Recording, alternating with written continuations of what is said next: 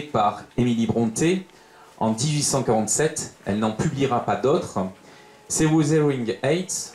La traduction française la plus connue du titre est Les Hauts du Hurlevent. Il y a d'autres traductions. On a pu traduire ce titre par exemple par Les Hauteurs tourmentées.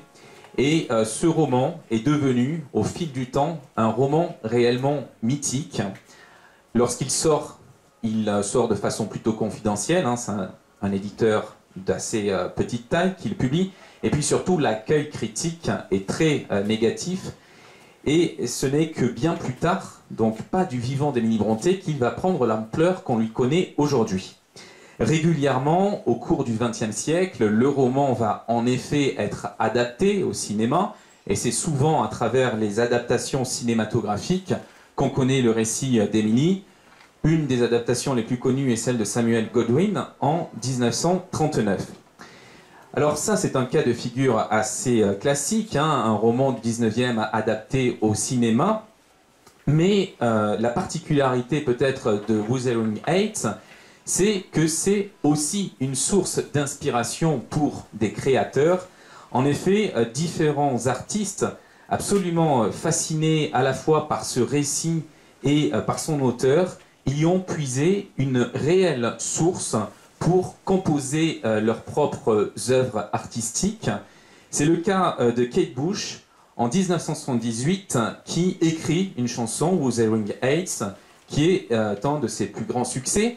Et les circonstances de l'écriture de ce texte sont tout à fait intéressantes et montrent la fascination que les Hauts du Hurlevent peuvent exercer sur les esprits. En effet, Kate Bush, dans les interviews qu'elle donne à l'époque, évoque une création quasi mystique avec des rêves et puis des phénomènes de synchronicité qui la relient directement pour elle à la figure d'Émilie Brontë. C'est un roman qui est encore énormément d'actualité dans les esprits et ça montre bien sa dimension mythique. La plupart des récits romantico-gothiques qui se développent de nos jours, notamment dans la veine vampirique et fantastique, évoquent très souvent les Hauts du Hurlevent.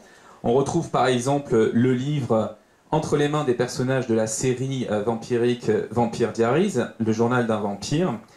Et puis, il est également au centre des discussions de deux autres personnages de cette veine littéraire destinée à un public plutôt adolescent, puisque dans l'autre grande saga vampirique de ces dernières années, Twilight, eh bien, Bella et Edward, les deux protagonistes principaux de la série littéraire et puis cinématographique, ont pour livre préféré Les Hauts du Hurlevent, et les éditeurs américains ne s'y sont pas trompés, puisque dans les éditions récentes des Hauts du Hurlevent, qu'ils destinent pour ces éditions-là à un public adolescent, eh bien, ils ont repris le visuel graphique de la saga Twilight, et puis ils ont rajouté sur ces éditions un cartouche avec la mention Bella and Edward's Favorite Book, autrement dit le livre favori de Bella et Edward.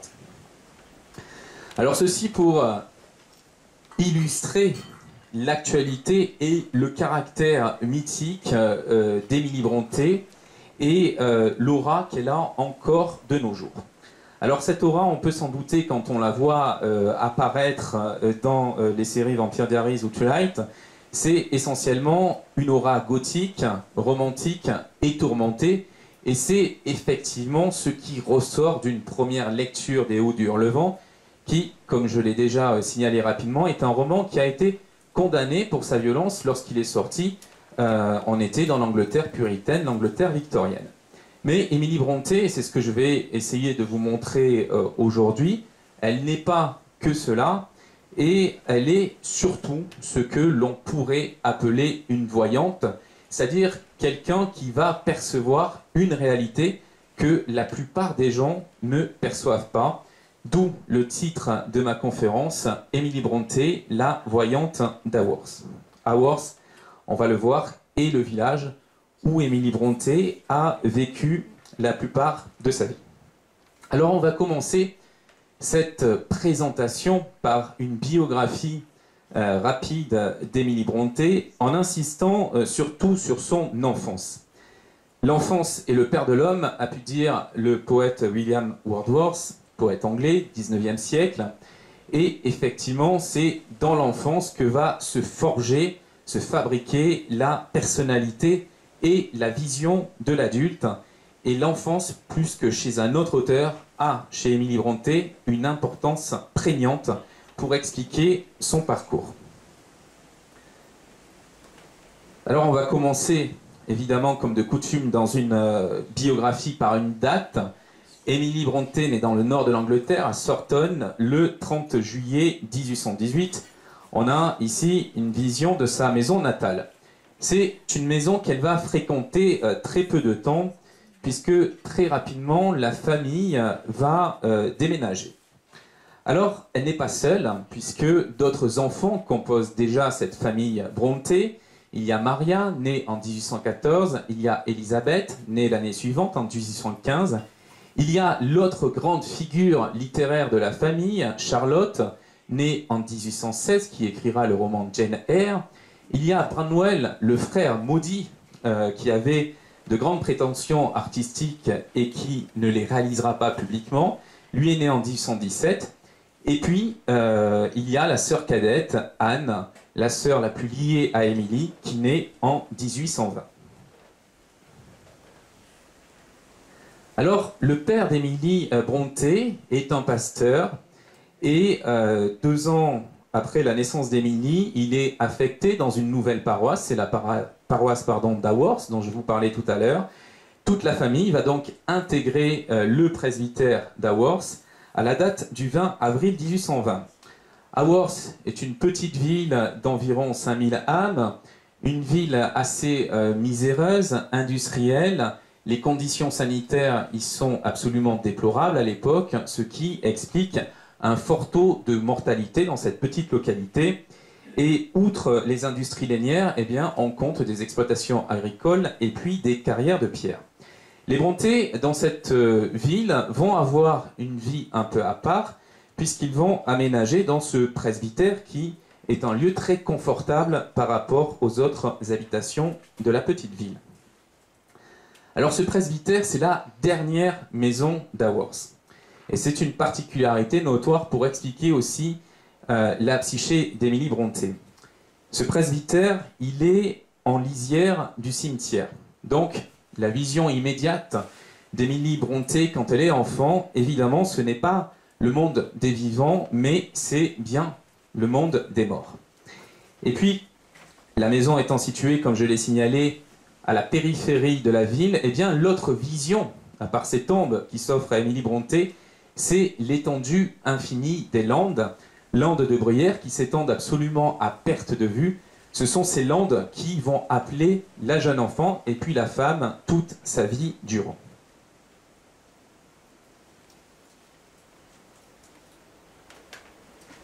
Alors ces enfants, eh bien, tout le monde s'accorde à dire qu'ils sont un petit peu particuliers.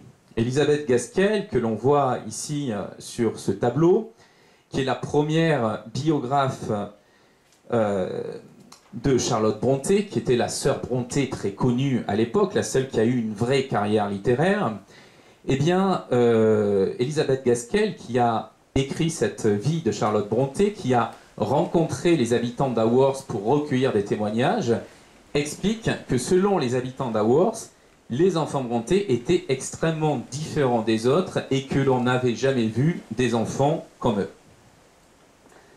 Alors cette différence, elle a une explication éducative, c'est la figure du père. Patrick Brontë, on le voit ici, sur cette photographie, eh bien, il va donner une éducation très austère à ses enfants. À la maison, on ne mange pas de viande, et tout ce qui pourrait se rapporter à une idée de luxe ou de réconfort est absolument banni de l'éducation des enfants. On a quelques exemples assez significatifs à ce sujet. Un jour, un ami de la famille offre des bottes aux enfants Brontë qui passent la plupart du temps dehors dans les landes. Eh bien, les jugeant trop luxueuses, Patrick va les brûler. Autre exemple notoire, toujours cité par Elisabeth Gaskell dans sa biographie de Charlotte. Un autre ami de la famille offre à la femme de Patrick une robe luxueuse. Eh bien, Patrick va la déchirer en lambeaux. Alors ça donne évidemment une certaine idée du contexte dans lequel ces enfants grandissent. Et puis, il y a autre chose qui va très vite s'imposer à eux, outre l'austérité, c'est la solitude. En effet, ce sont des enfants qui vont grandir en quelque sorte sans la présence permanente de leurs parents. La mère des enfants Brontë, Maria, tombe malade en janvier 1821 et elle va, à cause de cela, et parce qu'elle sent sa fin certaine, tenir une distance affective permanente entre elle et ses enfants. De son côté, Patrick Brontë a évidemment la charge de sa paroisse. C'est quelque chose qui l'occupe à plein temps. Il a également des activités littéraires, des travaux de recherche et des travaux d'écriture. Et puis, il doit bien sûr s'occuper de sa femme, ce qui fait qu'il n'a aucun temps libre pour ses enfants. Ce sont donc les Land qui vont élever cette sorofratrie, puisque les enfants, étant délaissés à la maison, vont passer le plus clair de leur temps à parcourir les bruyères et les rochers. Et ce sont eux, les roches et les végétaux, qui vont les façonner. Ce qui était annoncé arrive le 15 septembre 1821. Maria Brontë s'éteint. Et cette disparition, cette présence prématurée de la mort va marquer les enfants au fer rouge. La mort va hanter toute leur œuvre et on trouve trace de cette mort dans le plus ancien écrit de Charlotte qui a été conservé, puisque très tôt les enfants se sont mis à écrire.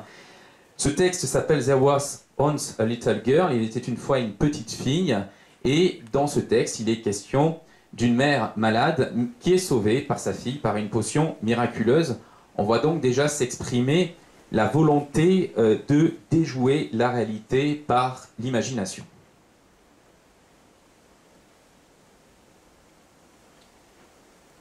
Autre chose qui va profondément marquer ces enfants, c'est le passage à Cowan Bridge.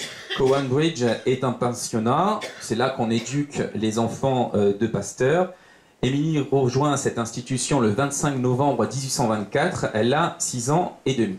Alors Émilie, elle va très vite être remarquée et elle va très vite devenir la chouchou des adultes de l'établissement. Elle est présentée comme étant la petite favorite.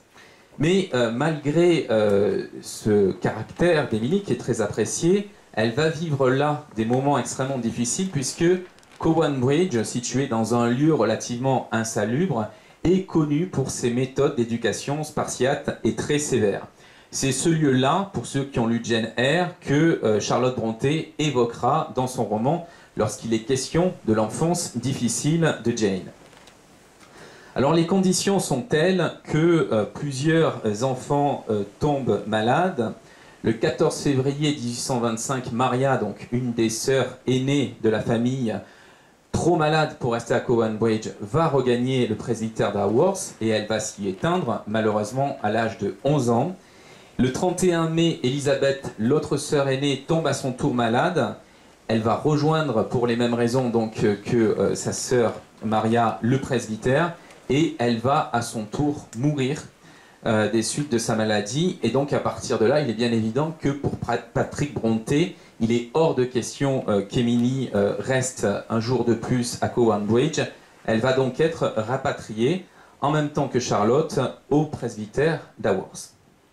Cela ouvrir une parenthèse éducative dans la vie des enfants, puisque, en effet, ils vont, en quelque sorte, s'éduquer en autarcie au sein même du presbytère que, pour un temps, ils ne vont plus quitter. Cet apprentissage, il va être assuré par leur tante, Miss Branwell, qui, après la mort de leur mère, a rejoint Patrick Brontë pour l'aider dans la gestion de son quotidien. Miss Branwell va faire la classe dans sa chambre à ses enfants. C'est avec elle qu'ils vont apprendre le latin et le grec. Et puis ces enfants, ils vont s'éduquer eux-mêmes, je le disais aussi, en lisant. Ils vont lire énormément, ils vont lire les classiques qu'on lit à l'époque, la Bible, Homère, Horace, et puis évidemment tout ce qui relève de la littérature anglaise, Bunyan, Milton, James Thomson, et la grande figure qui va les marquer, outre celle de Byron, Walter Scott. Ils vont lire aussi la presse quotidienne, le Leeds Intelligencer, le Leeds Mercury, et surtout ce magazine que j'ai mis ici en exergue, le Blackwood Magazine, édité à Édimbourg. Pour Charlotte, c'est le meilleur périodique qu'on puisse trouver. Et ce qui les fascine dans ce Blackwood Magazine, c'est qu'il contient énormément d'histoires, et d'histoires que l'on nomme, dans l'histoire littéraire, gothiques, c'est-à-dire des récits sombres, où les ruines, les chauves-souris, les cryptes et les orages et le surnaturel ont une place de premier rang. À partir de ces lectures imaginatives, les enfants vont progressivement rentrer dans ce que Émilie elle-même appelle le monde du dedans. Alors, comment vont-ils y rentrer? Eh bien, ils vont y rentrer à travers des jeux imaginaires qu'ils vont progressivement mettre en place. La genèse de ces jeux imaginaires est évoquée par Charlotte dans un texte qu'elle écrit le 12 mars 1829, l'histoire de l'année. C'est un résumé de l'année que viennent de passer les enfants. Et elle explique dans ce texte que suite à un voyage à Leeds, leur père, Patrick, leur a ramené une boîte contenant des soldats de bois. Cette boîte, à l'origine, était destinée aux garçons de la famille, Branwell, mais les enfants vont décider de se répartir les petites figurines de bois entre eux. Chacun va en prendre quelques-unes et chacun va donner vie à sa figurine de bois en la nommant. Charlotte va appeler le sien le duc de Wellington, Anne Waiting Boy, Branwell Bonaparte, et Émilie va nommer sa figurine de bois Gravey. On pense, c'est une interprétation, que c'est un dérivé de l'adjectif grave, sérieux, à l'aspect sévère. Et avec ces soldats, autour de ces soldats, les enfants vont commencer à s'amuser, à raconter des histoires, histoire de chaque personnage, interaction entre eux, et puis création d'un véritable univers. Au fil du temps, on voit ainsi se dérouler, dans les journaux d'enfance des enfants, une série de jeux imaginaires qui, chacun, va porter un nom différent. Juillet 1827, un nouveau jeu commence, nos camarades. Les enfants vont s'imaginer que chacun d'entre eux possède une grande île peuplée d'êtres inspirés par des fables. Décembre 1827, autre jeu, cette fois-ci appelé les Iliens. Ce jeu commence un soir où les enfants ne veulent pas dormir et Charlotte leur suggère de se construire une île imaginaire et de déterminer ses habitants. En juin 1828, les enfants vont créer une île imaginaire décrite comme un lieu d'enchantement et ce sont eux-mêmes qui vont régner tels des démiurges sur cette île sous le nom de petits rois et de petites reines ou de génies, c'est un autre terme qu'ils emploient. Chacun prend ainsi un nom différent. Charlotte va s'appeler Thalie, Branwell Branii, Anne Annie et Émilie Émilie. Alors c'est un univers extrêmement construit, extrêmement fouillé qui se constitue progressivement.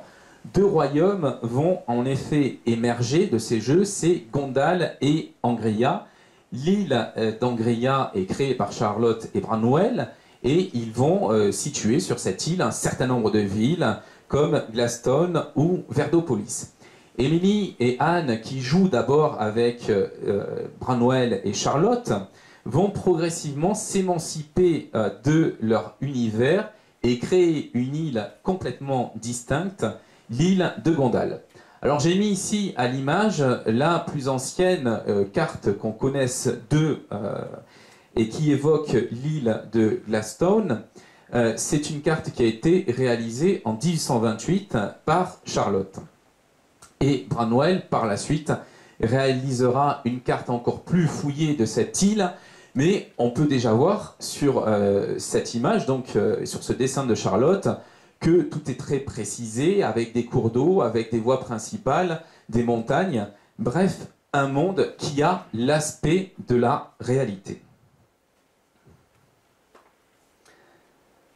Alors, ces jeux, qui sont tout d'abord des jeux oraux, vont vite devenir des jeux littéraires. C'est-à-dire que les enfants Brontë vont créer des magazines et ces magazines vont relater les informations relatives à ce qu'il se passe sur ces îles imaginaires.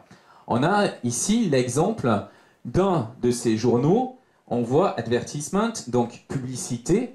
C'est fait, c'est calqué sur les quotidiens que lisent les enfants. Donc il y a des gros titres, il y a également des publicités. C'est écrit avec une écriture absolument microscopique. On a ici donc l'exemple d'un de ces petits carnets. Et pour vous en donner l'échelle, voilà la taille que ça fait dans une main. C'est donc quelque chose de tout petit. Leur père les engueulera d'ailleurs plusieurs fois d'avoir cette écriture aussi microscopique. Alors Branwell, dans cette veine-là, va créer le Branwell Blackwood Magazine. On en a ici un exemplaire. Comme je l'ai dit, écriture microscopique. Le journal est lancé en février 1829 et en juillet de la même année, c'est Charlotte qui va prendre la relève à la tête de ce journal, auquel elle va à ce moment-là donner un nouveau titre, le Young Men's Magazine, le journal des jeunes hommes, les jeunes hommes étant dans le jeu des enfants ces personnages qui évoluent sur Angria comme à Gondal.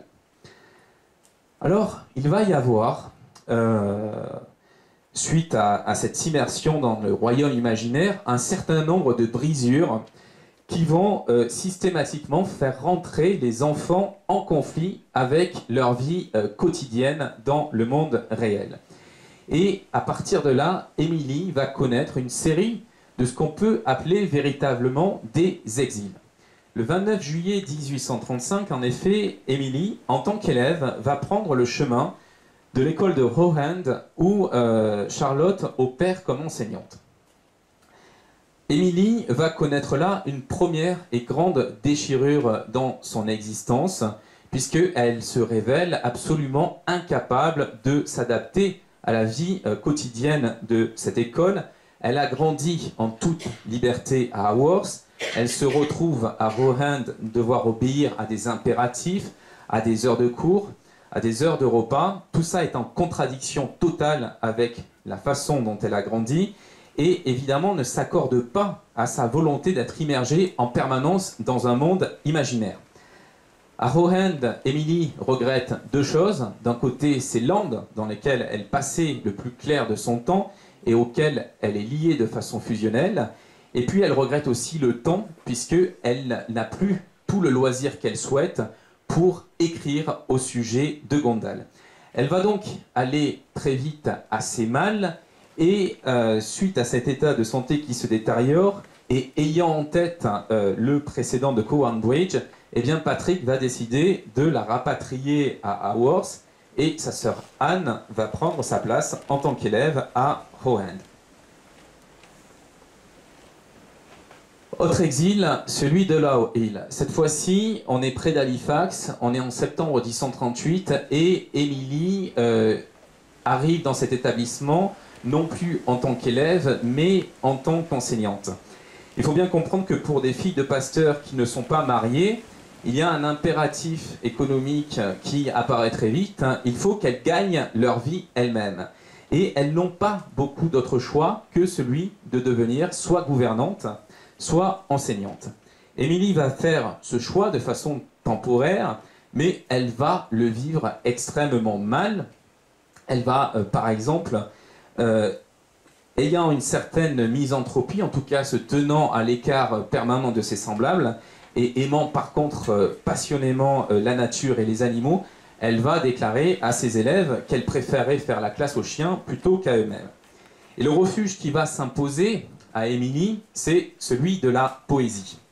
En effet, elle va composer, alors qu'elle est à Rohan, un certain nombre de poèmes où elle va évidemment exprimer tout son mal-être.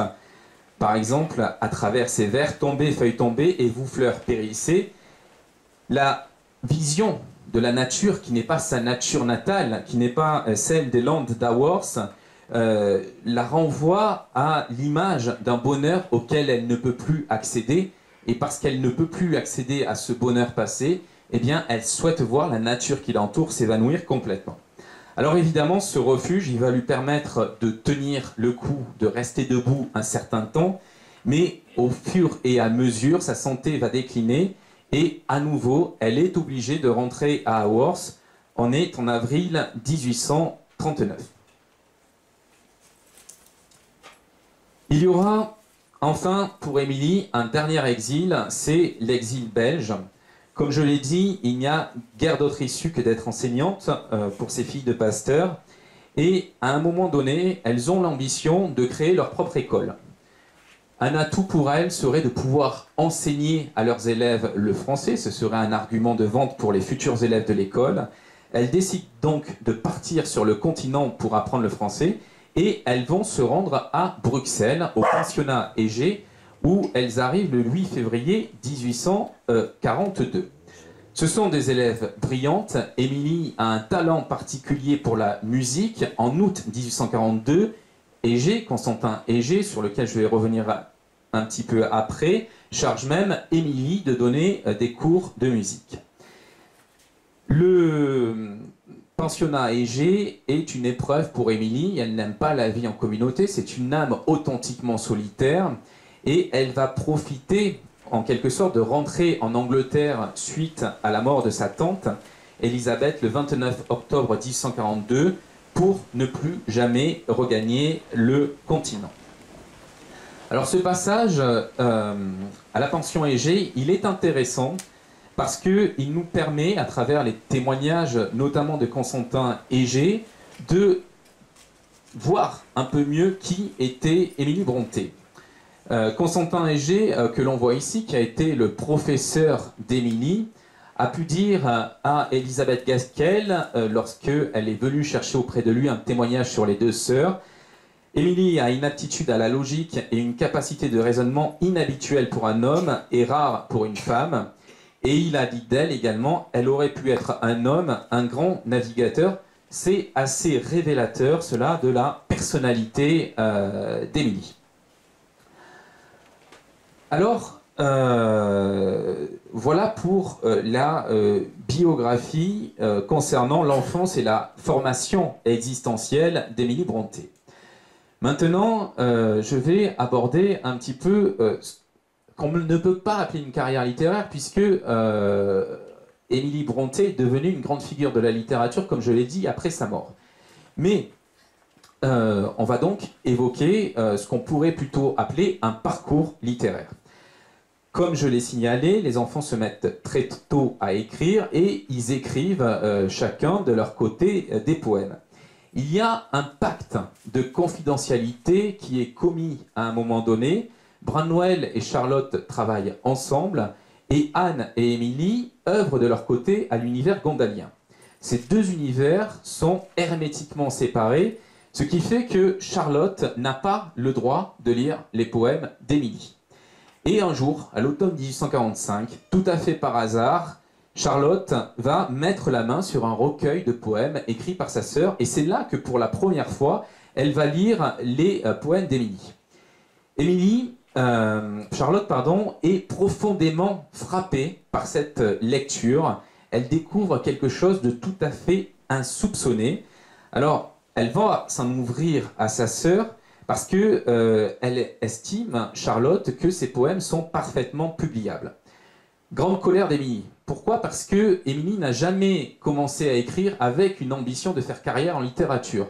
C'est juste l'expression littéraire d'un univers intérieur et ce n'est pas destiné à être lu par un autre. Charlotte va s'efforcer de calmer la colère d'Émilie et de la convaincre de la pertinence d'une publication. Alors Émilie va se laisser convaincre, elle va néanmoins mettre une condition, elle ne veut pas que son nom soit cité, et si un recueil de poèmes est publié, elle veut que ce soit sous pseudonyme et qu'on ne puisse pas la retrouver. Alors les sœurs Brontë, Charlotte, Anne et Émilie vont ainsi faire une sélection de ce qu'elles pensent être leurs meilleures pièces poétiques, et elles vont envoyer à un éditeur londonien ce recueil, Ce recueil va être signé sous des faux noms, Currer, Ellis et Hampton Bell. Currer, c'est Charlotte, Hampton, c'est Anne, Ellis, c'est Emily. Ce sont des noms masculins. Elles cachent donc, outre leur personnalité, leur féminité, derrière ces noms d'emprunt. Et en mai 1846, ce recueil, Poems, est publié à Londres. À partir de là, les sœurs vont commencer à se dire que finalement, puisque la vie quotidienne leur est difficile, puisqu'elles ont du mal à entrer, pour Émilie par exemple, dans le corps enseignant, eh bien peut-être que la littérature pourrait être un moyen d'assurer leur existence d'un point de vue économique. Et suite à cette première publication, qui n'était pas désirée pour Émilie, eh bien elles vont composer des textes qui sont cette fois-ci destinés à être édités. Le 6 avril 1846, Charlotte Brontë, puisque c'est elle qui se charge de cet aspect auquel Émilie ne veut absolument pas toucher, eh bien Charlotte Brontë, prenant prétexte de la première publication des frères Bell, va écrire à un éditeur londonien, Aylott & Jones, en expliquant que les frères Bell travaillent cette fois-ci à l'écriture de fiction. Elle présente ainsi la chose, histoire distincte et sans connexion, qui pourrait être publiée ensemble en 3 volumes ou séparément. Émilie s'est donc mise à écrire Wuthering Heights, dont la publication va prendre un certain temps. C'est en décembre 1847 que le roman va finalement sortir. Alors l'histoire est un petit peu compliquée et tributaire du grand succès que connaît Charlotte Brontë de son côté. 15 juillet 1847, Charlotte propose Jane Eyre à un autre éditeur, Smith et Elder, qui va publier le roman. Le texte Wuthering Heights est de son côté, avec un autre récit de Charlotte, bloqué depuis un certain temps chez un autre éditeur, Newby, qui est en retard de la parution. Mais le succès immédiat de Jane Eyre va pousser Newby à publier plus tôt que prévu Wuthering Heights, et c'est donc sous l'impulsion du succès de Charlotte que Wuthering Heights paraît conjointement avec Agnès Gray, le roman de Anne Brontë. Je l'ai dit en ouverture de cette conférence, Wuthering Heights est le seul roman d'Emily Brontë. Alors c'est une petite inexactitude, c'est le seul roman qui a été publié. Et c'est le seul roman dont on possède l'intégralité. En effet, on sait par des correspondances qu'Emily Brontë, suite à Wuthering Heights, a travaillé à un autre roman. Elle écrit plusieurs fois à son éditeur à ce sujet, notamment le 15 février 1848. On possède de cette date-là une réponse de l'éditeur Newby, où il explique à Émilie qu'il ne veut pas la presser dans la composition de ce nouveau roman, et qu'il est prêt à attendre le temps nécessaire pour qu'Émilie soit satisfaite de sa nouvelle création littéraire. Ce qui veut donc dire qu'à cette date-là, en février 1848, Emily Brontë a fortement avancé dans la composition de ce texte, mais qu'elle demande un délai à Newby pour le recomposer et aboutir à une œuvre qui la satisfasse complètement. Le projet avance. En décembre 1848, il est suffisamment abouti pour que Newby annonce la publication d'un second roman d'Isbell. Il est donc certain qu'à ce moment-là, le manuscrit est achevé. Mais en décembre 1848, le 19 décembre, Emily Brontë meurt et son second roman, ne sera jamais retrouvé, ni chez l'éditeur, ni à Haworth. Il a donc disparu entre-temps. On explique parfois que Charlotte, qui avait une vision assez distante par rapport à l'œuvre jugée hérétique de sa sœur, se serait débarrassée de ce manuscrit afin de ne pas nuire post-mortem à la réputation d'Émilie. Et donc Émilie s'éteint, et c'est sur des mots d'Anne Brontë dans un poème qui s'appelle Vision de la vie que je souhaitais évoquer cette disparition.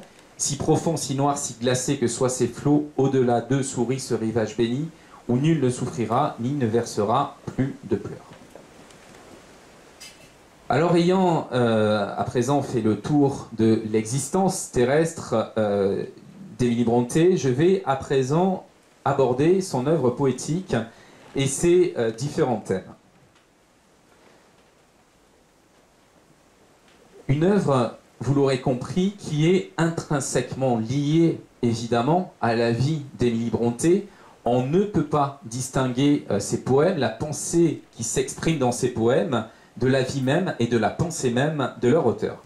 Alors un des premiers thèmes que l'on trouve dans ces écrits poétiques d'Émilie Brontë, c'est le thème que l'on a généralement retenu quand on pense à elle, c'est évidemment la mélancolie romantique. Cette mélancolie qui traverse le siècle et qui s'exprime sous différentes facettes, la première d'entre elles étant évidemment le sentiment absolu de solitude. 17 mai 1837, Émilie Brontë écrit et signe un poème commençant de la façon suivante: « Je suis le seul être ici-bas dont ne s'enquiert nulle langue, pour qui nul œil n'aurait de pleurs. » Elle se dit dans le même poème, solitaire autant qu'au jour de ma naissance. Ce sentiment d'une solitude pesante, d'une exclusion hors du monde des hommes, est un motif récurrent de nombreux poèmes d'Émilie. L'autre sentiment lié à la mélancolie que l'on retrouve en permanence dans les poèmes d'Émilie Brontë, eh bien, c'est l'image du paradis perdu. Pour elle, dans le même poème, Je suis le seul être ici-bas dont nul ne s'enquiert, eh bien, deux choses ont à jamais disparu de son existence. C'est tout d'abord l'espoir de la jeunesse et ensuite l'emprise de ce qu'Émilie appelle la fantaisie, c'est-à-dire l'imagination, qui, dans son enfance, donnait un caractère coloré et lumineux à un monde qui, pour elle, ne l'est plus du tout.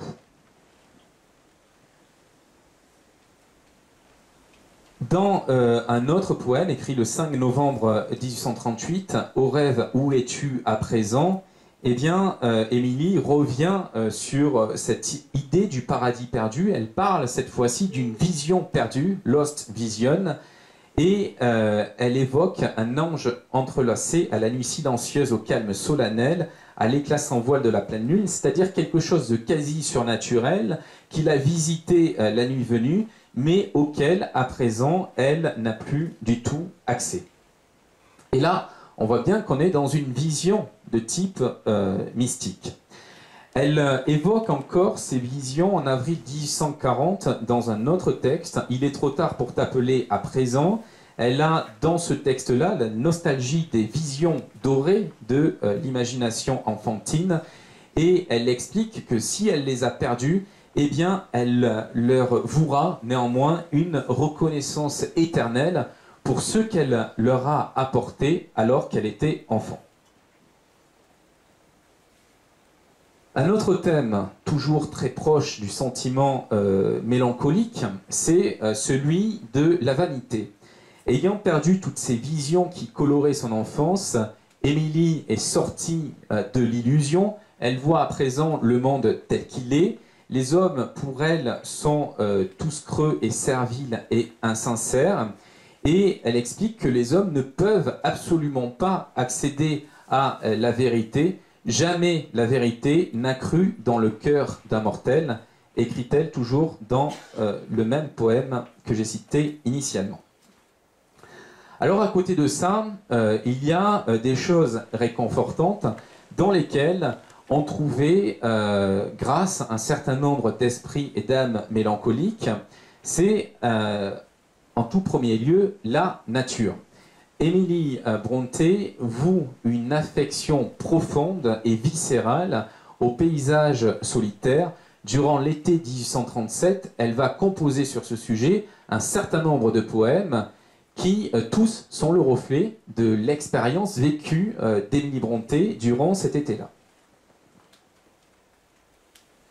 Il y a une autre figure, un autre moment qui fascine Émilie Brontë, c'est la nuit. Émilie Brontë a horreur du jour qui révèle la mortalité du monde. Par contre, la nuit a quelque chose de très doux pour elle, et la lune, dans ces moments-là, acquiert le statut d'une quasi-déesse.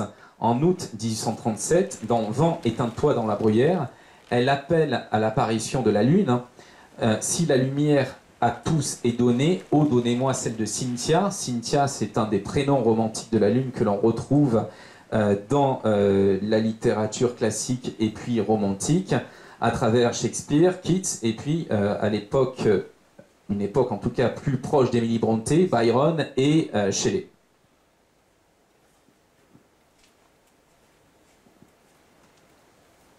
Autre exemple de cette invocation à la lune, toujours dans le même poème, le soleil est couché, à présent l'herbe longue oscille languissante dans le vent du soir.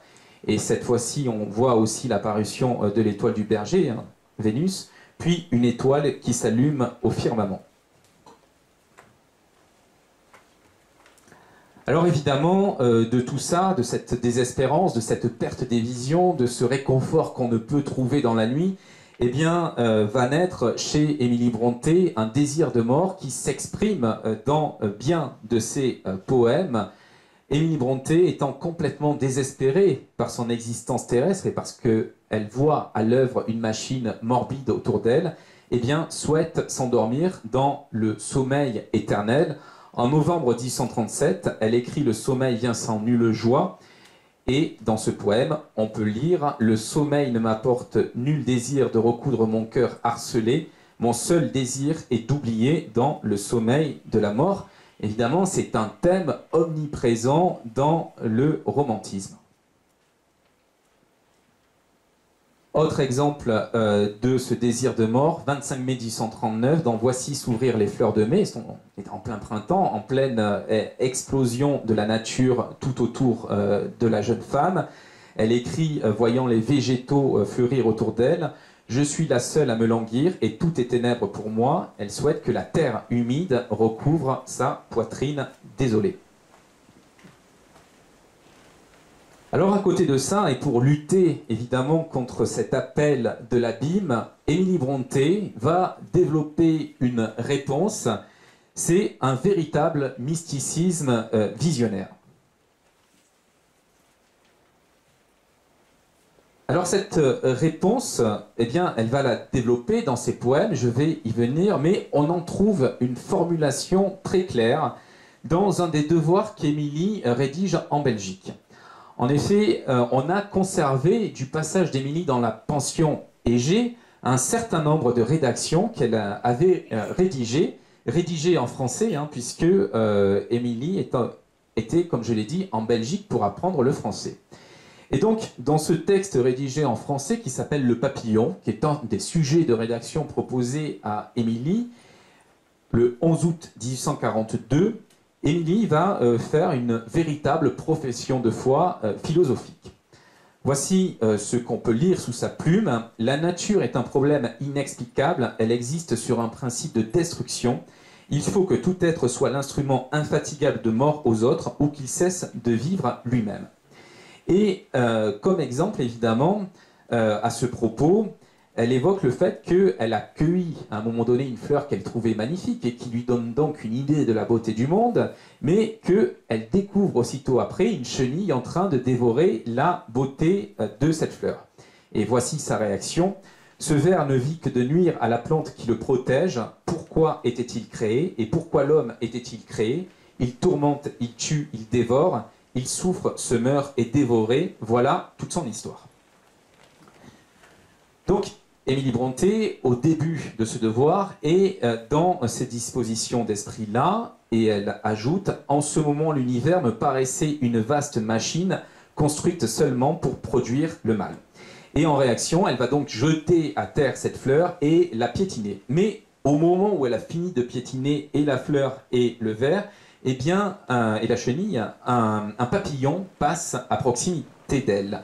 Et voici ce qu'elle écrit. « Comme un ange censeur envoyé du ciel, voltigeait à travers les arbres un papillon aux grandes ailes de luisant or et de pourpre. » Alors, une voix, à ce moment-là, retentit en elle et lui explique que ce papillon est un symbole du monde à venir. On a donc là l'interprétation mystique de la venue de ce papillon qui est perçu comme un signe annonciateur, et Émilie en tire une véritable leçon de vie spirituelle. Ce globe, dit-elle, est l'embryon d'un nouveau ciel et d'une nouvelle terre dont la beauté la plus pauvre excédera infiniment ton imagination. Je disais, c'est une déclaration de foi, puisque même si on est dans un cadre scolaire, même si on est dans le cadre d'une rédaction, lorsqu'on compare la rédaction d'Émilie à celle de sa sœur, qui a composé sur le même sujet, eh bien, on mesure tout de la personnalité d'Émilie, qui s'exprime dans ce texte-là, toute l'originalité par rapport à sa sœur, qui fournit un devoir bien moins personnel et bien plus scolaire. Alors effectivement, cet enseignement de la nature que l'on devine ici à travers ce papillon qui est perçu comme un ange du ciel, eh bien, on va le retrouver dans plusieurs poèmes d'Émilie Brontë. En novembre 1839, elle compose « Il devrait n'être point de désespoir pour toi ». Et elle explique cette idée que l'homme ne doit pas désespérer en invoquant plusieurs raisons. La première de ces raisons, c'est l'enseignement de la nature. En effet, la nature est régie par un cycle saisonnier. Les feuilles mortes à l'automne sont appelées à revivre. Et pour Émilie Brontë, ceci est l'image de l'existence humaine, de leur sort, ton sort ne saurait être séparé. Autrement dit, la nature doit être perçue comme une métaphore spirituelle du propre cycle spirituel de l'homme. Et puis, autre raison de ne pas désespérer, c'est que la nature est lumineuse, elle possède la nuit étoilée, la lumière rosée du soir, la lumière dorée du matin. Et enfin, il y a une faculté que l'homme possède, c'est la persistance du souvenir. Autrement dit, lorsque l'on regarde du côté du cœur, du côté de l'intériorité, finalement, tout est éternel et rien ne meurt. Tout ce qui s'est passé est tissé autour du cœur à jamais, selon Émilie Brontë. Alors cela va inspirer, ces différents constats vont inspirer à Émilie une attitude authentiquement mystique. Ces poèmes sont pénétrés par cette pensée mystique et on y retrouve absolument tout ce que l'on trouve dans les discours des spiritualistes ou des religieux. Par exemple, le rejet de la vanité du monde et des différents avatars de cette vanité. Le 1er mars 1841, Émilie écrit un poème « Je fais peu cas des richesses ». Les richesses, ce sont les richesses du monde, elle va toutes les rejeter, mais elle rejette également l'amour que Émilie dit tenir en mépris, et puis elle rejette la notion de gloire qu'elle compare à un rêve qui s'évanouit avec l'arrivée du matin. Ce qui doit, pour Émilie Brontë, triompher, c'est l'âme. 1er mars 1841, toujours dans le même poème, Émilie dit qu'elle n'a qu'une seule ambition, c'est conserver son cœur, cette notion très importante chez elle, et lui donner la liberté. Elle veut ce qu'elle appelle être une âme sans chaîne, et ce qu'elle demande, c'est simplement d'avoir le courage d'endurer les épreuves terrestres qui pourraient aliéner son âme et la détourner de cette volonté d'être sans chaîne.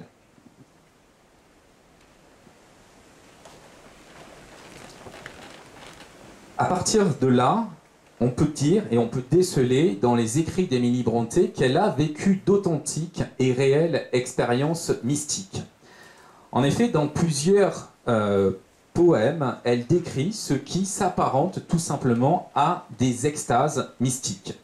Dans « Je suis la plus heureuse quant au loin », un poème écrit entre février et mars 1838, elle écrit par exemple « Je suis la plus heureuse quant au loin, je peux emporter mon âme hors de sa demeure d'argile ». Et dans le déroulé de ce poème, elle décrit cette expérience extra-corporelle. Elle a lieu la nuit, alors que brillent la lune et les étoiles, et lui donne accès au monde de lumière qu'elle décrit donc au pluriel.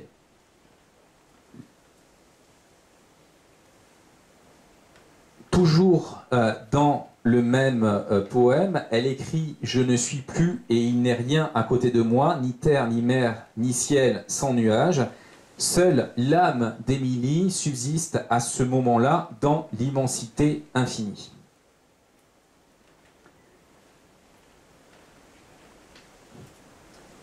Et c'est pour atteindre évidemment cet état-là que Émilie Brontë va s'immerger complètement dans ses royaumes intérieurs, fuir en permanence le monde des hommes. Donc pour un petit temps qu'elle écrit à Lao Hill, donc dans cet exil de Lao Hill, le 4 décembre 1838, Émilie écrit fuir le bruit de la foule pour gagner ses mondes intérieurs. Le premier de ces mondes intérieurs, c'est Haworth, monde réel, monde appartenant à cet univers-là, monde de l'enfance, et à partir d'Haworth, elle va aller beaucoup plus loin dans une autre sphère plus profonde, la sphère du monde du dedans, c'est-à-dire de Gondal.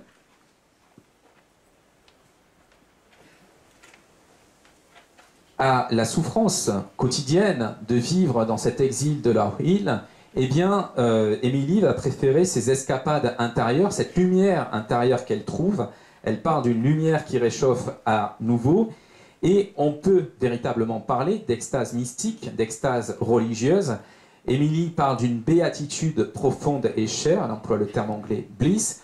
Le terme béatitude, évidemment, appartient au registre du religieux, et c'est donc une extase de ce type-là qu'Émilie évoque dans ce poème pour un temps, pour un petit temps. Alors, je parlais d'extase, c'est un terme qu'emploie Émilie. Elle évoque dans ce poème son œil extasié, tandis que je demeurais avec mon œil extasié, dit-elle, en anglais raptured eyes. Raptured, c'est vrai, est plus proche peut-être que extasié du sens de l'extase. Hein. L'extase, c'est ce qui est en dehors. Ça vient du latin stostastare, se tenir, donc se tenir en dehors. Émilie s'extrait véritablement du monde matériel et gagne intérieurement un autre univers lumineux, celui-là.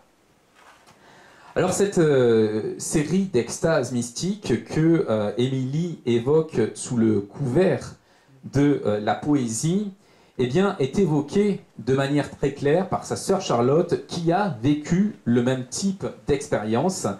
Sauf que Charlotte ne l'évoque pas à travers ses poèmes, sinon quelques-uns, mais elle va nous en parler plus clairement dans certains textes. Alors, cette extraction hors du monde, elle l'évoque notamment dans un texte en prose qui s'appelle, dont on traduit le titre en français par « Nous avons tissé une toile durant notre enfance », texte du 19 décembre 1835, où Charlotte revient sur la façon dont les enfants, durant leur enfance, ont progressivement appris à rentrer dans un autre monde. Et Charlotte, dans ce texte, écrit « Transporté vers mon foyer sur la lande, je n'entendais plus le bruit insensé des corvées et des bavardages qui bourdonnaient alentour. » C'est-à-dire que Charlotte est dans la même position qu'Émilie, le quotidien l'insatisfait, et par la vision intérieure, elle atteint un autre monde. Et dans ce récit, elle nous explique qu'une fois dans ce monde, elle est complètement coupée du monde matériel. Elle nous décrit donc son évolution dans ce monde-là. Elle arrive, donc on est dans les univers fictifs, évidemment, d'Angria, et elle arrive près d'un monument figurant une ancienne bataille. Alors ce qui est passionnant, c'est la façon dont cette vision-là a prise sur la réalité à la fois d'Émilie et de Brontë, puisqu'elles finissent par voir des choses dans le monde réel. Les deux mondes se combinent complètement. Voici ce qu'écrit Charlotte toujours dans ce texte. Nous avons tissé une toile durant notre enfance. C'est un événement qui s'est déroulé alors qu'elle était institutrice et qu'elle s'était isolée. Et voici ce qu'elle dit. « Jamais moi, Charlotte Brontë, je ne pourrais oublier quelle voix musicale, farouche et plaintive vint alors faire vibrer mon oreille intérieure, presque ma véritable oreille, ni avec quelle précision, moi qui étais dans la salle de classe de Roehead, je vis le duc de Zamorna adossé à l'obélisque, sous la victoire muette en marbre, la fougère ployant à ses pieds, son cheval noir en liberté, paissant parmi la bruyère, la lune si douce, si délicieusement calme, épandant sa clarté. » Deux choses importantes, donc le duc de Zamorna, c'est un des personnages fictifs créés par Charlotte et son frère Branwell, mais elle le voit, il se manifeste à elle, et puis ce qui est intéressant dans ce passage, c'est que Charlotte estime que l'oreille intérieure est plus vraie finalement que l'oreille sensitive que l'on possède de manière commune. Et voici comment continue Charlotte. Je fus transportée, j'avais totalement oublié où j'étais, oublié ma situation morne et lugubre. J'eus le souffle coupé et respirai difficilement en voyant le duc redresser son noir cimier. C'est-à-dire qu'une fois extraite de cette vision intérieure, eh bien Charlotte retrouve à l'extérieur encore le duc toujours manifesté. Et avec cette idée de « je fus transporté », évidemment, on retrouve l'idée de l'extase, elle a été amenée ailleurs. Alors, on va maintenant développer une autre partie de cette conférence que j'ai appelée « paradis terrestre ». En effet, comment Émilie a-t-elle pu vivre avec toutes ces idées? Comment a-t-elle pu s'incarner avec cet appel vers un ailleurs, appel permanent, omniprésent dans sa vie? On va voir que contrairement à beaucoup qui se sont absolument abîmés, dans le sens de tomber dans un abîme, dans cette quête d'un ailleurs merveilleux, eh bien, Émilie Brontë a su trouver une solution à cette déchirure première. Alors, cette solution, elle l'évoque dans plusieurs poèmes. Je vais commencer par citer celui-ci, écrit le 16 mai 1841, « La terre ne va-t-elle plus t'inspirer ?» C'est un monologue adressé par la nature personnifiée à la figure du rêveur solitaire qui n'est autre évidemment qu'Émilie Brontë. Et ce poème nous explique que ce rêveur solitaire est possédé par un déchirement fondamental, c'est-à-dire d'un côté la pulsion libératrice, gagner le plus rapidement possible le ciel religieux et donc quitter ce monde. On a vu s'exprimer cette pulsion à travers l'idée qu'Émilie Brontë voulait mourir prématurément. Et puis de l'autre côté, un mouvement qui tire le rêveur solitaire, c'est-à-dire Émilie, exactement dans l'autre sens, c'est-à-dire un puissant attachement aux beautés de la nature. Alors comment vivre avec ça? La nature, dans ce poème, va reprocher au rêveur de s'être détourné d'elle. Et il va l'accuser de parcourir des régions obscures pour lui. Alors ces régions obscures, c'est quelque chose de très particulier, c'est le ciel tel que promis par la religion établie. Et la nature va donc appeler le rêveur à se détourner de ces errements métaphysiques absolument inutiles et de revenir à la seule chose qui ait jamais pu lui apporter la consolation, c'est-à-dire la contemplation solitaire de la nature. La nature, en effet, nous dit ce poème, a un véritable pouvoir magique sur l'âme du rêveur, et elle demande donc au rêveur de laisser ce pouvoir magique à nouveau agir en lui. Et puis, comme dernier argument pour convaincre de façon définitive le rêveur, la figure d'Émilie, la nature va expliquer que finalement, si elle regarde sa représentation du ciel religieux, ce ciel vers lequel elle aspire, eh bien, il est semblable, très très semblable à la terre. Nul plus que toi ne demande un ciel plus semblable que la terre. Autrement dit, la nature lui explique que finalement, elle ne veut pas autre chose que l'univers dans lequel elle évolue.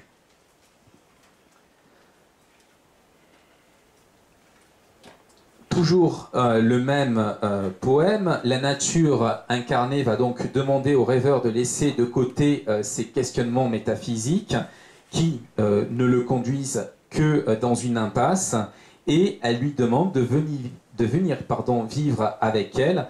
Le dernier quatrain du texte est une quasi-demande en mariage, où on assiste à la volonté d'une fusion mystique de l'être et de la nature. Voici les paroles de la nature dirigées vers Émilie Brontë. « Laisse mes vents te caresser, laisse que je sois ta compagne, toi que ne satisfait rien d'autre, reviens demeurer avec moi. » C'est une véritable demande en mariage. Alors évidemment, quand on voit ce passage-là, il est bien évident que le rapport à la terre que Émilie Brontë exprime dans ce quatrain est bien plus païen que chrétien. Sa conception du paradis est fondamentalement païenne et terrestre. Et ça explique la méfiance de Charlotte qui, elle, reste vraiment dans les lignes protestantes.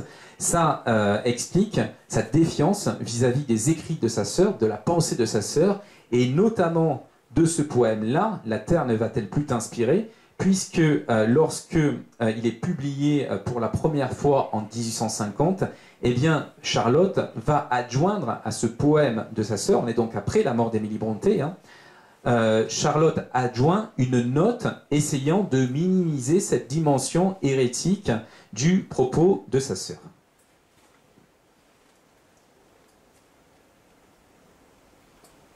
Alors évidemment, on l'aura compris, pour Émilie Brontë, il y a deux mondes en constante opposition, dont je vois autour de moi les tombes grises écrits le 17 juillet 1841.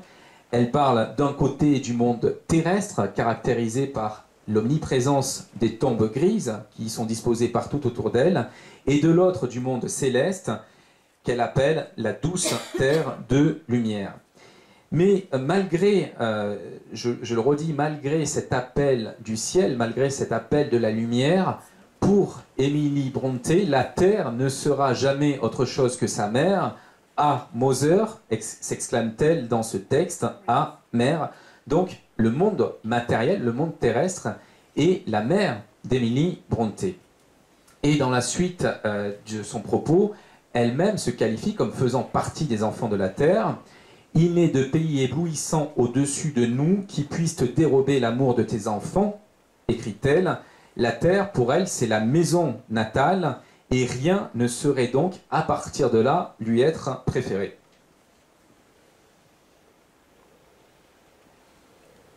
Donc, il apparaît évidemment impossible à Émilie Brontë de quitter la Terre pour n'importe quel monde situé au-delà de la tombe. Et elle finit par écrire qu'une seule chose pourrait lui faire espérer de se réveiller après sa mort, c'est que ce réveil post-mortem se passe sur Terre, et à ce moment-là, devenue immortelle dans un monde transformé, une Terre elle-même devenue immortelle, et parce qu'elle a soulevé le voile, elle voit à présent que la logique du monde est bien différente de ce que l'on aperçoit quand on est encore à moitié aveugle.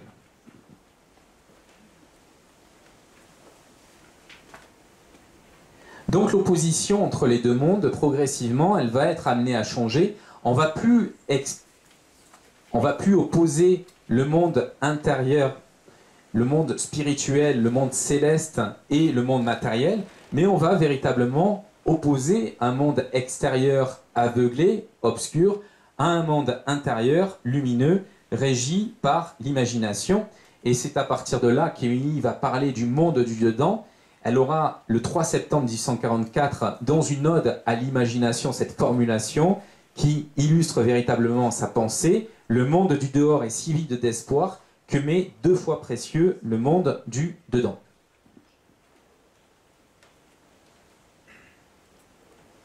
Alors, effectivement, à partir de là, Émilie a une arme infaillible pour contrer la vanité et la morbidité apparente du monde. Le souffle qui est à l'extérieur, la souffrance qui est à l'extérieur ne peut atteindre l'intériorité. Elle dit que celui qui a atteint cet état garde en lui constamment un brillant ciel immaculé. Donc l'imagination, puisqu'il est question ici de ciel, sky, eh bien l'imagination permet de remplacer le ciel religieux et prend complètement sa place dans la mystique d'Émilie Brontë. L'imagination, en effet, est éternelle, elle est impérissable, elle est illuminée par des soleils qui ne connaissent pas les jours d'hiver, et elle permet donc, à partir de là, à l'homme de vaincre sa peur de la mort en imaginant, dans l'au-delà, une vie plus belle. Elle est la voix divine. Émilie Brontë nous dit que, prenant une voix divine, elle chuchote à l'homme l'existence de vrais mondes aussi brillants que le sien. Autrement dit, les conceptions humaines de l'au-delà, pour Émilie Brontë, sont le fruit de l'imagination réconfortante. Et donc, évidemment, l'imagination va remplacer complètement pour elle la foi religieuse à laquelle elle avait pourtant été formatée par son enfance. Elle la présente comme un doux baume pour soigner les hommes, un pouvoir bienveillant lui est prêté, et elle explique que peu importe si ces visions de l'au-delà telles que formées, créées par l'imagination sont fictives, quoi qu'il en soit, l'effet qu'elles produisent sur l'individu est bel et bien réel et palpable.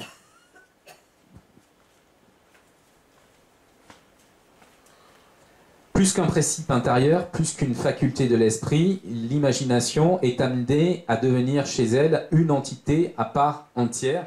Il y a une véritable autonomisation de l'imagination, une transformation en une entité qui visite régulièrement Émilie.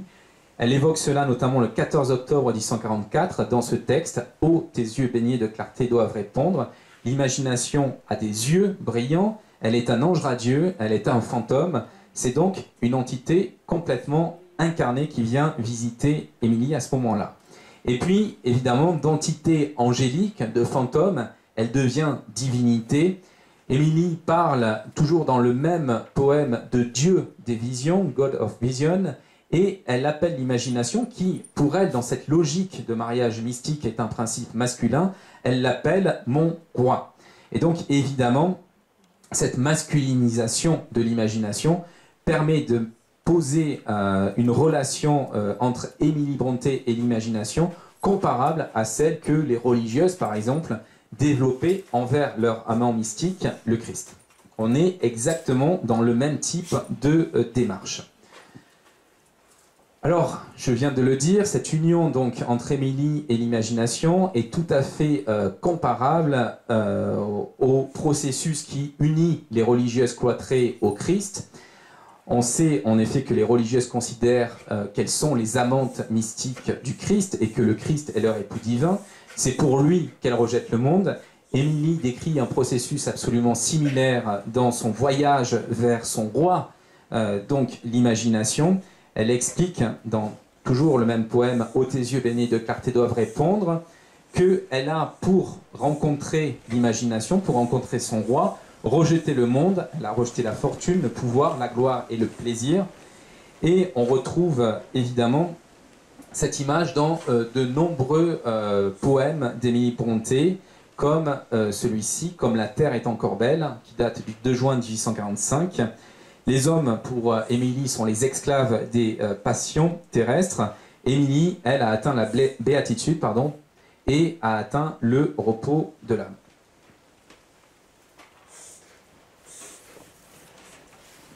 Alors, un autre poème qui est très significatif pour bien comprendre ce que veut nous dire Émilie Brontë, c'est « Assez pensées philosophes », daté du 3 février 1845, où Émilie va affirmer la supériorité de la vision intérieure, de la vision spirituelle sur la pensée, donc sur la philosophie.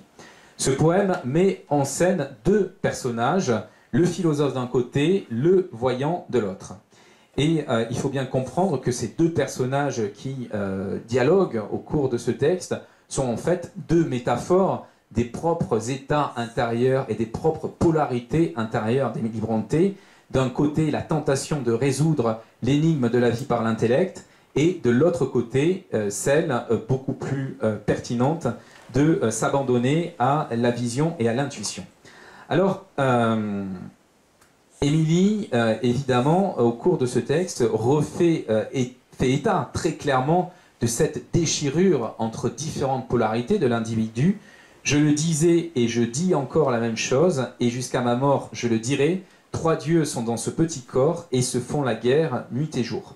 Cet extrait pour justifier l'interprétation que je donnais de la figure du philosophe et du voyant, qui sont deux de ces dieux intérieurs évoqués par Émilie Brontë. Donc voici comment se déroule ce poème. Les deux figures, celle du philosophe et celle du voyant, sont en quelque sorte en concurrence. Et le philosophe, lui, incarne la désespérance qu'on a pu croiser dans les poèmes d'Émilie Brontë, puisque en effet, il a une aspiration, c'est tout simplement mourir. Il souhaite un sommeil sans identité. Il explique qu'il est arrivé au constat que le monde est à ce point rempli de vanité qu'il n'y a plus rien à attendre. Le voyant, par contre, lui, explique qu'il a vu un esprit, un spirit, lui apparaître et l'a honoré, donc cet esprit a honoré le voyant d'une vision. Le philosophe explique que lui a cherché toute sa vie à voir cet esprit, mais qu'il ne l'a jamais trouvé. Et c'est pour cette raison, parce qu'il n'a pas trouvé cela, qu'il est habité par le désir de cesser d'être, et il se qualifie lui-même de lâche, puisque c'est évidemment ce désir de cesser d'être une fin du triomphe de la volonté. Alors, Émilie va nous expliquer dans ce poème, à travers ce dialogue entre le philosophe et le devin visionnaire, que la pensée strictement intellectuelle est une prison. Et ce thème-là de la pensée prison, on va le retrouver dans d'autres poèmes d'Émilie Brontë, comme La prisonnière, qui date d'octobre 1845. On est dans une configuration que l'on a pu trouver ailleurs, c'est la nuit, le silence, et cette prisonnière va s'endormir au monde extérieur et vivre une expérience intérieure mystique. Mes sens extérieurs s'endorment, mes sens intérieurs s'éveillent, nous dit-elle. Et puis, ce poème décrit évidemment le moment de l'extraction de ce monde de lumière, c'est-à-dire le moment du réveil, de la réintégration dans le monde matériel. Ô, affreux est le rappel, intense l'agonie, quand l'oreille commence à entendre, quand l'œil commence à voir, quand le pouls commence à battre et le cerveau à penser à nouveau, quand l'âme à nouveau sent la chair, quand la chair retrouve ses chaînes. Donc j'insiste sur cette formulation, the brain to think again, le cerveau à penser à nouveau. Il est bien évident que ce poème nous explique que la pensée intellectuelle, l'analyse intellectuelle du monde est absolument négative et tire l'homme vers l'abîme.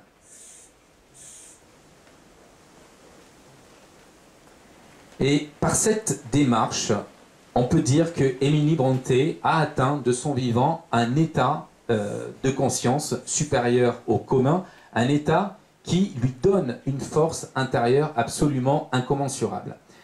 Son poème No Coward Soul Is Mine, ce n'est pas une nage que mon âme, écrit en janvier 1846, est souvent présenté comme son poème testament. Et elle explique que son âme vit à présent sans trembler dans la sphère enfermant un monde troublé par les tempêtes. Élevée au rang de voyante, elle a vu briller les gloires réelles du ciel et cette vision directe de la lumière a semé en elle une foi lumineuse qui l'a armée contre la peur. Autrement dit, la peur a totalement disparu de la pensée d'Émilie Brontë et elle sent en elle véritablement une déité, une lumière. Elle l'écrit toujours dans le même poème « Ô Dieu de dedans ma poitrine », toujours présente déité. Elle parle à son sujet de vie immortelle et de roc de l'immortalité.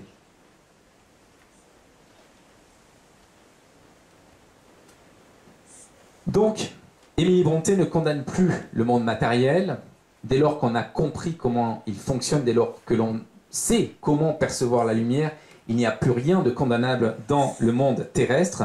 Ce qu'elle condamne à partir de là, c'est la vanité, non pas de la matière, mais la vanité des croyances humaines. Vaines sont les 1000 croyances qui animent le cœur des hommes, écrit-elle. Pour elle, les croyances humaines sont comparables à des herbes flétries. Autrement dit, elles sont le vecteur de la mort et elles sont elles-mêmes quelque chose de morbide.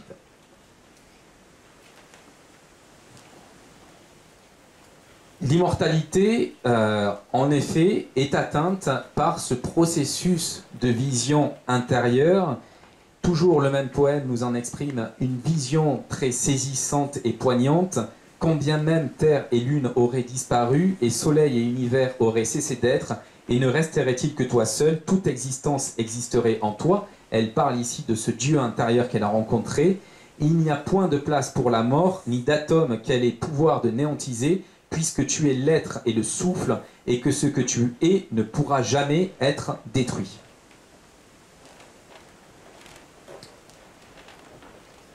Alors je vais, à présent que cette dimension philosophique et spirituelle d'Emily Brontë est posée, en venir à ce seul et unique roman publié, Wuthering Heights, dont on a, je l'ai dit, retenu surtout le caractère violent et tourmenté.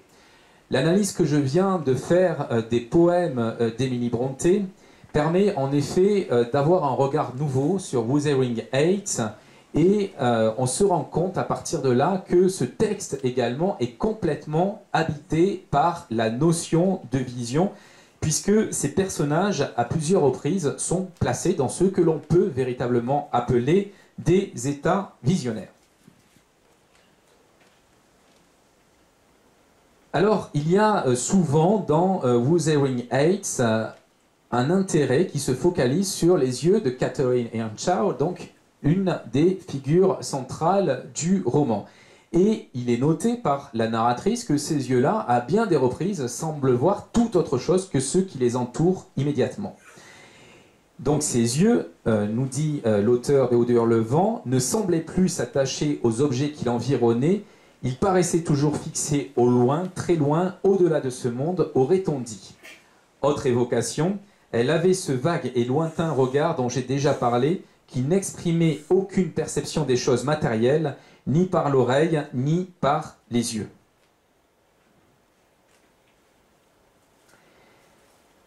De même, le personnage masculin au centre de Wuthering Heights, Heathcliff, est en quête de l'autre monde.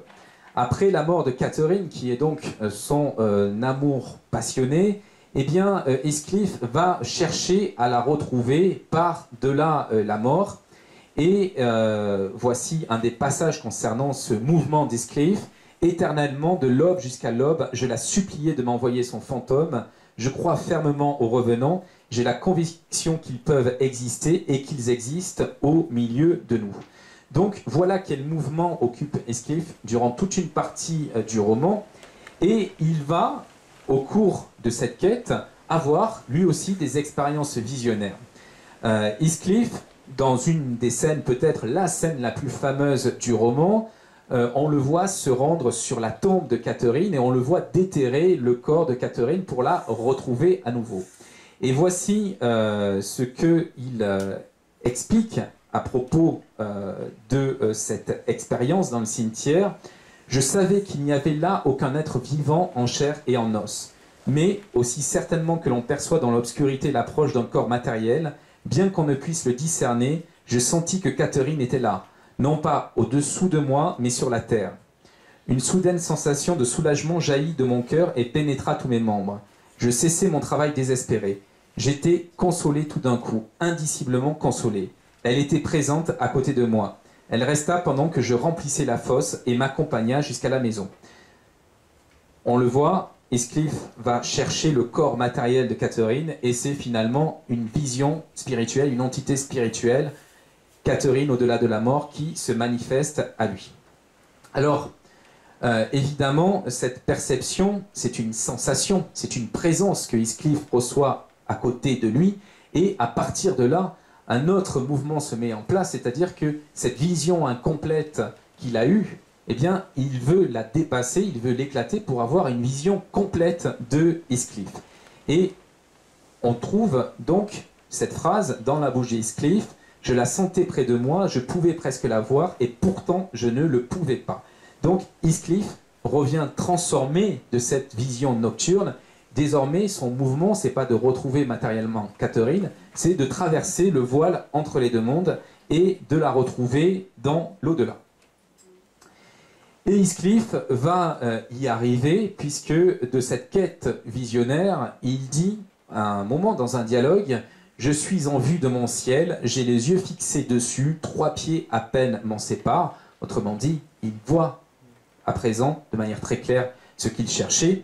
Et Nelly, qui est donc la servante, qui est un des personnages qui raconte, en fait, dans le roman, la vie de Catherine et Heathcliff, eh bien, Heathcliff lui répond à ce moment-là N'ouvrez pas ces grands yeux comme si vous aperceviez une vision surnaturelle.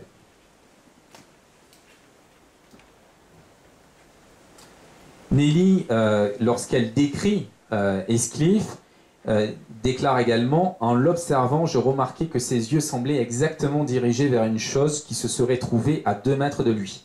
Quelle que fût cette chose, elle lui causait apparemment ensemble un plaisir et une douleur extrême. » Et autre information à ce sujet-là, il murmurait aussi des mots sans suite. Le seul que je pus saisir fut le nom de Catherine, joint à quelques termes passionnés d'amour ou de souffrance. Ces mots étaient prononcés comme s'il se fût adressé à une personne présente.